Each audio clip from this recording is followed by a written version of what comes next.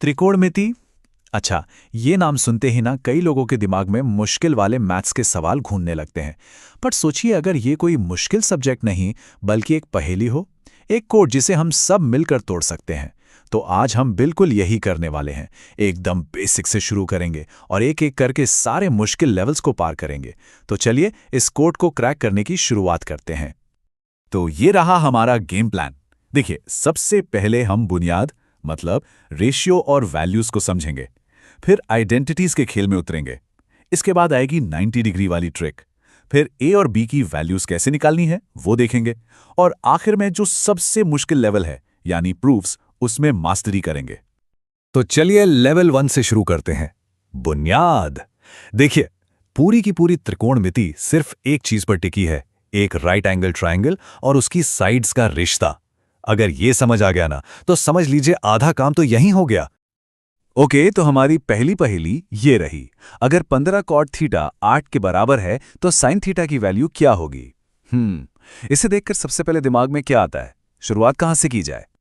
इसका राज छिपा है कॉट थीटा को एक ट्रायंगल की साइड्स के तौर पर देखने में। मतलब 15 कॉट थीटा बराबर 8 को हम कॉट थीटा बराबर 8/15 भी तो लिख सकते हैं ना, है ना? और कॉट थीटा होता क्या है?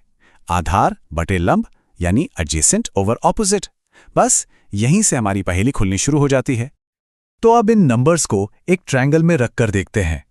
कॉट थीटा है 8/15, इसका मतलब बेस हो गया 8 और परपेंडिकुलर हो गया 15।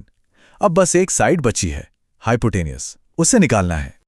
और हाइपोटेनियस निकालने के लिए हमारा सबसे पुराना साथी कौन है? Pythagoras theorem. तो परपेंडिकुलर का स्क्वायर यानी 15 का स्क्वायर 225 प्लस बेस का स्क्वायर 8 का स्क्वायर 64, दोनों को जोड़ा तो आया 289, और 289 का रूट क्या होता है? 17।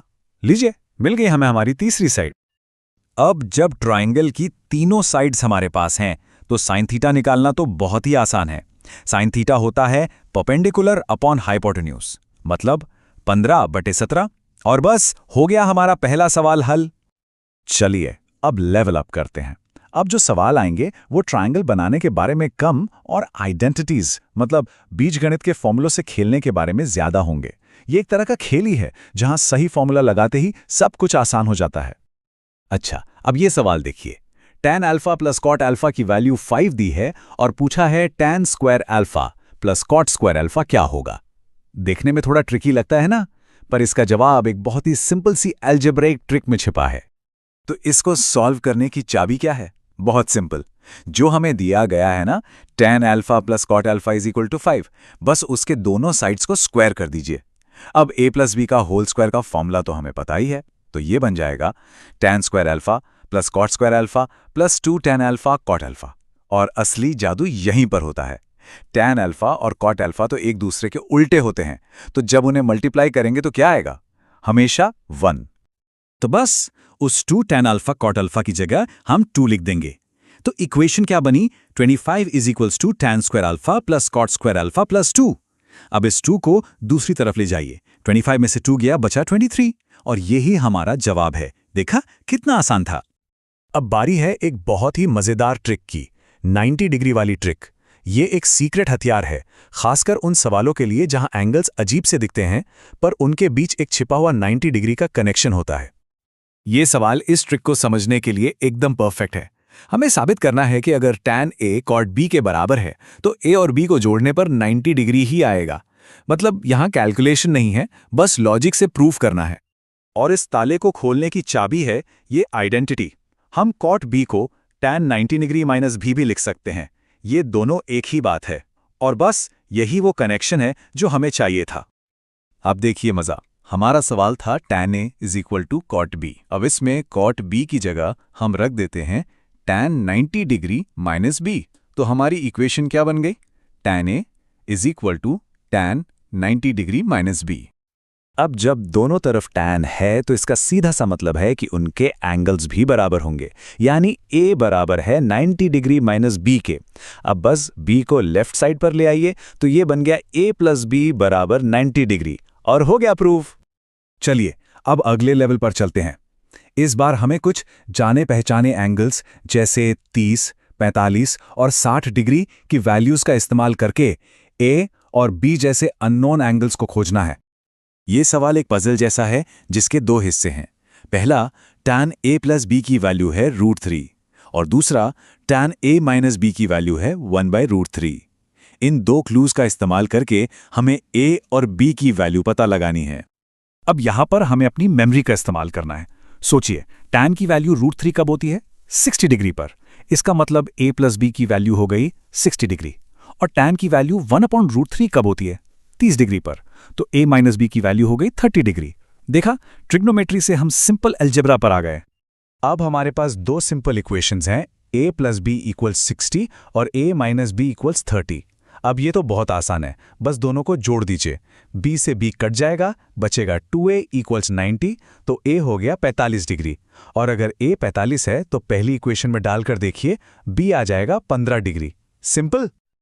और अब हम आ गए हैं फाइनल बॉस लेवल पर। यह है असली चुनौती। ये वो सवाल है जिसमें अब तक हमने जो कुछ भी सीखा है ना, वो सब एक साथ इस्तेमाल होगा। देखने में ये थोड़ा डरावना लग सकता है, पर घबराना नहीं है। ये बस उन सारी छोटी छोटी ट्रिक्स का एक मिक्सचर है। तो ये है वो proof. cos a minus sin a plus 1 को cos a plus sin a minus 1 से डिवाइड करें तो cos a के प्लस cot a आना चाहिए। हाँ, मैं मानता हूं ये देखने में थोड़ा लंबा और कॉम्प्लेक्स है, पर हमारा काम बस इतना है कि लेफ्ट हैंड साइड को सॉल्व करते करते राइट हैंड साइड तक पहुंचना है। चलिए देखते हैं कैसे।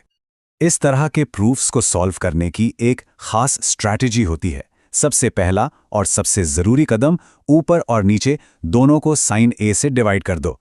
अब सवाल उठता है, ऐसा क्यों? क्योंकि ऐसा करते ही पूरा सवाल cos और sin से बदलकर cot और cosec में आ जाएगा, जो हमारे जवाब से मिलते जुलता है। इसके बाद आएगी हमारी दूसरी स्मार्ट मूव।